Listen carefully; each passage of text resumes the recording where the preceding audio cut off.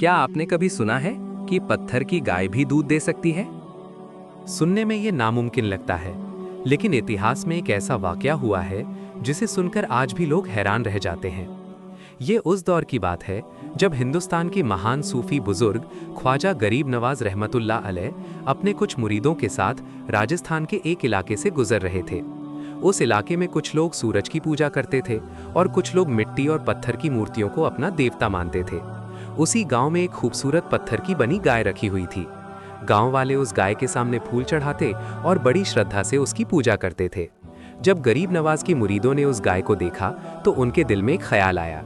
उन्होंने कहा, काश ये गाय सच में दूध देती तो कितना अच्छा होता। फिर वे अदब के साथ गरीब नवाज की खिदमत में हाजिर हुए और अर्ज किया, हुजूर, अगर ये पत्थर की गाय दूध देने लगे तो हमें भी उसका दूध मिल जाए। ये सुनकर गरीब नवाज मुस्कुराए और फरमाया, अगर अल्लाह चाहे तो पत्थर भी बोल सकता है और पत्थर की गाय भी दूध दे सकती है। फिर उन्होंने गांव वालों से कहा, जाओ अपने घरों से बड़े बड़े बर्तन ले आओ, आज तुम अपनी आंखों से देखोगे। गांव वाले हंसते हुए अपने घरों से बर्तन ले आए। अब सबकी निगाहें गरीब नवाज पर थीं। गरीब नवाज धीरे धीरे उस पत्थर की गाय के पास गए।